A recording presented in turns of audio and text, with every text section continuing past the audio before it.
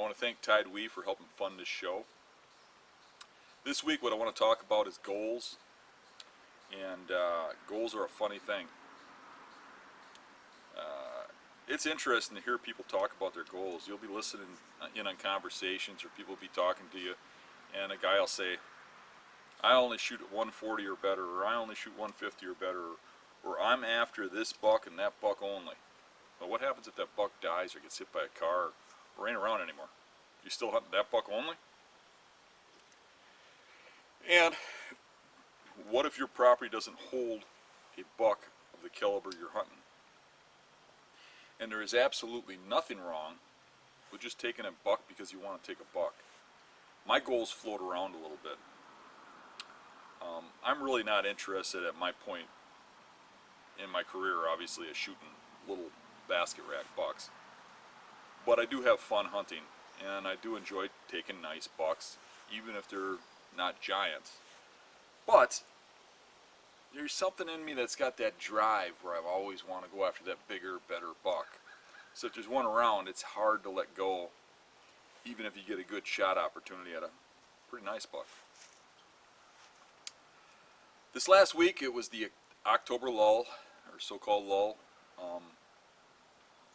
It was an interesting week. Activity's starting to peak up a little bit. We're starting to see some scrapes and stuff.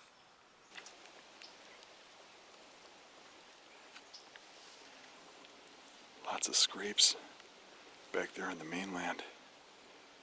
And scrapes going back this way, and it looked like the deer probably come from this way. It's kind of a little risky to come back this far. We're going to take a shot. I think the point of this island might have a good buck going across it. We've got a just off wind, and I think we can do it. We're just going to slide in there and see what happens. So this is an island. That side's tamaracks and water and trees and dogwood, and then through it that way it comes up onto the high ground with the oaks, and the bedding's back there. So I think they'll funnel to this island and then funnel back, come down these trails out of there. But everything comes from that point. There are some that come in from this side, but I think I'm gonna risk it and go right to the point. The acorns that are on this island are back here, so it is a little bit of a risk.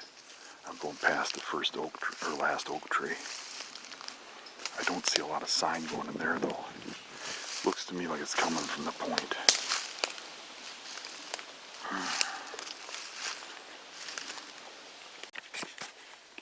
So I'm getting on the point, and I'm going to have to pick one of these trees. But I think my decision might be right, because I'm still running into those scrapes. This one's pretty fresh. Right here. Still leading to the point.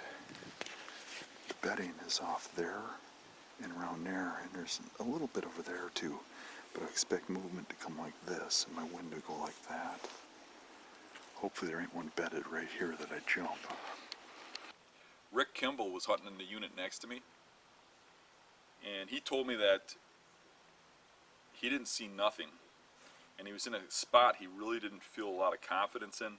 It had some sign, but he was thinking maybe it was nighttime sign, and the unit he drew in the conservancy was a lot of grass and a few pine trees, and he didn't have a lot of confidence. So it's starting to get close to closing time, and a few minutes before closing he lowered his bow. While his bow was on the ground and he's getting his stuff ready, still during legal hours, he hears something, looks up and sees a big buck rubbing a bush, and there's nothing he can do. His bow's on the ground. The buck came by, saw him, didn't get real spooked, but hopped away. And he described the buck as wider than the ears and had stickers and maybe an 8 frame. I was in that tree right there, and it got to be closing time about 6:36. Closing time 6:39.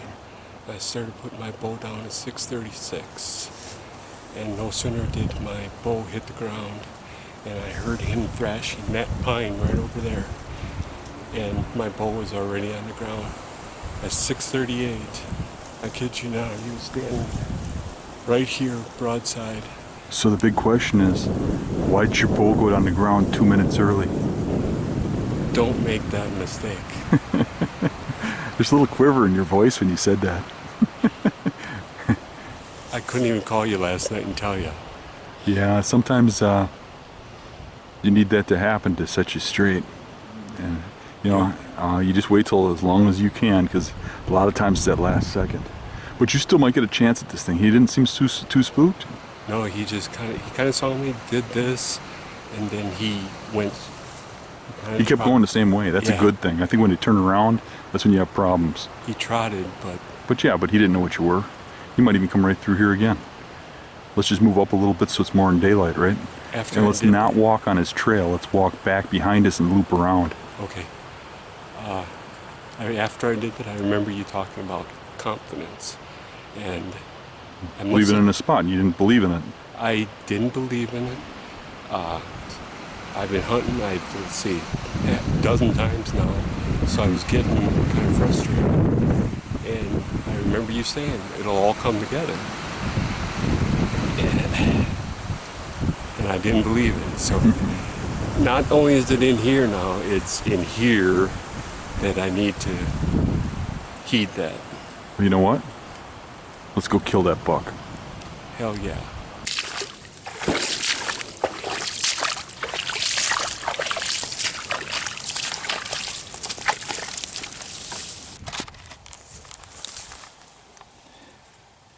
Wow, that's big. That's fresh today.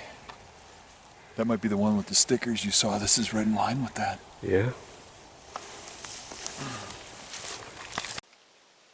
So, knowing where that trail comes from, I had some ideas where that buck come from because I hunt the area where it came from. So, it had me intrigued because as of yet this year, I haven't seen no buck with stickers. So, I've been hunting in there, hopping around, and seeing signs of a big buck, but haven't seen him yet. Well, I was seeing a nice 10-pointer. Certainly a shooter, but the sign was of something mature, real big tracks. I know there's something around. So one day I hunted in the conservancy, come back, and that night we got a big one on the camera. And the cell cam sent me a picture real close to where I was hunting. That buck brings back memories. That's an old friend, I'm pretty sure. If I'm right, I was hunting that buck 2 years ago. Last year we had a lull in the acorns. There wasn't many acorns back there, and it's all big woods in this area. There's crops, but the crops are further out, further away from where I can hunt, and I'm hunting in solid timber. And when the acorns weren't there, those bucks weren't there, the deer weren't there, the does weren't even there. And last year that was the case. I didn't see nothing. But the year before, we had a good number of deer in there with the acorn crop.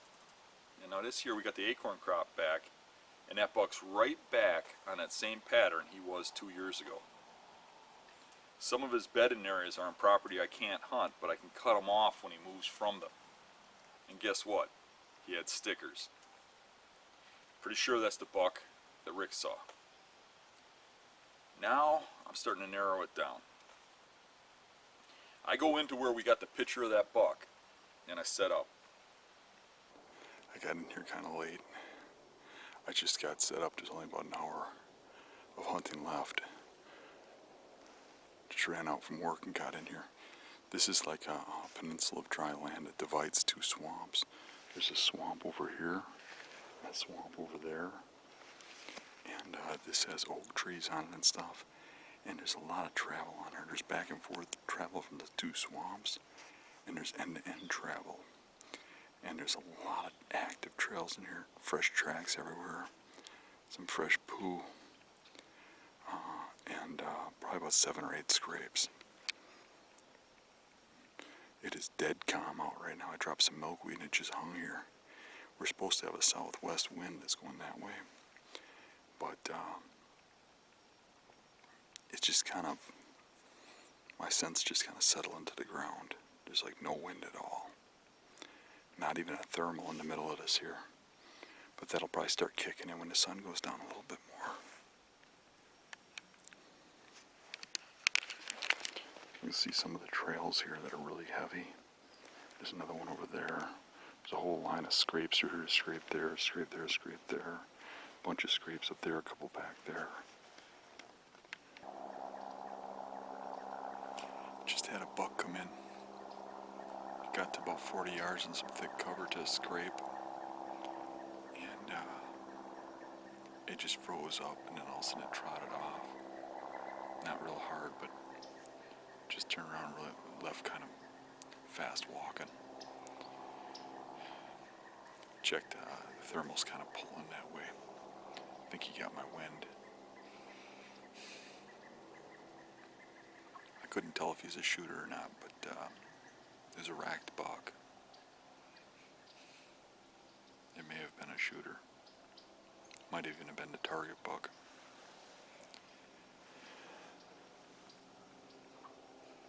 Now that buck that came in, I'm not too sure. Is that was that him? Wasn't it? I could just see a little bit of antler through the brush, but enough to see he had a rack. But just glimpses, and I wasn't sure. I mean, from my point of view, it could have been 100 inches. Could have been 170. I could just tell it was a buck walking through that brush. It was close, but there's just leaves and stuff in the way. So my next move was going to be to move 150 yards and set up where that buck was coming out that I saw. Figuring it might be the target buck. And I know I'm in the range and in the area of where we're getting the pictures of them, even though the pictures are at night. The camera's probably missing a lot. So I waited 2 days, we had the right wind.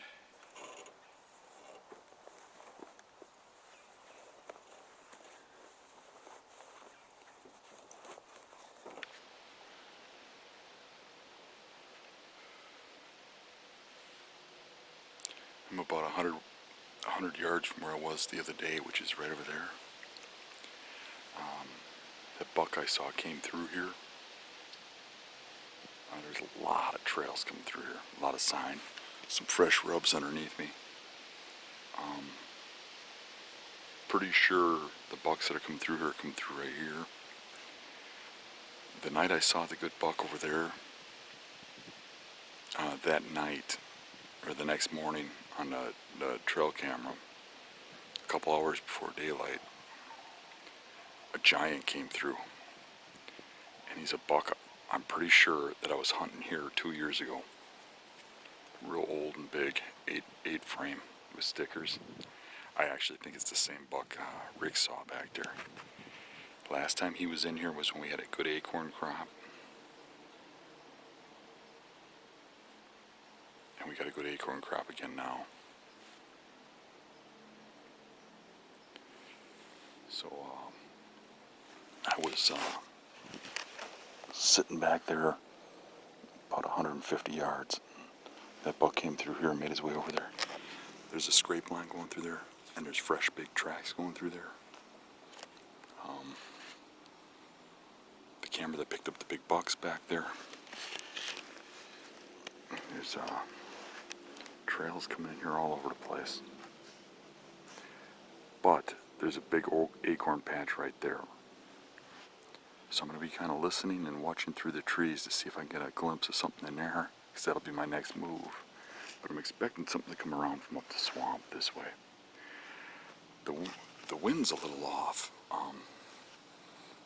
I was checking at the base of the tree and I had just off wind at ground level. But I get up here and it's swirling around pretty good. And it's blowing the wrong way a lot. But when the wind picks up a little, it's the right way. I hope thermals kick in pretty soon and air starts rising a little bit. But good chance I get winded with this wind, so one comes out and gives me a shot and I want him. I'm going to have to take that shot pretty quick, I think. That other good buck that I saw a few days ago was right over there. And those oaks ain't coming out of this. And I kicked one out of there last time I came in here, but I didn't get a look at him. Today coming through, there's a big scrape there. And that comes right out of this stuff too. So I mean, there's a couple shooters in here. Bedding's moving around all over the place around us. So it's a matter of just being in the right spot and not messing the area up. Hunt them down and kill them. I heard something coming in, and I looked back and I could see something was working the same scrape where that buck came out last time, and I knew this was going to be the buck that I saw 2 days ago.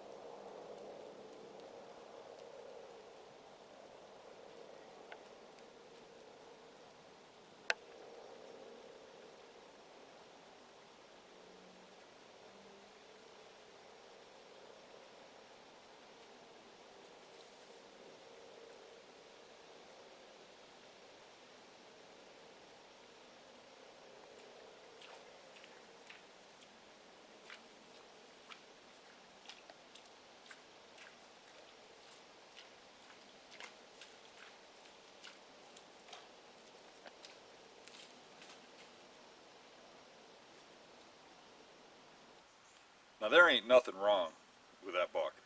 That's a nice buck. And when he looked at me, he's a little wider than his ear spread. And nice solid 8. Just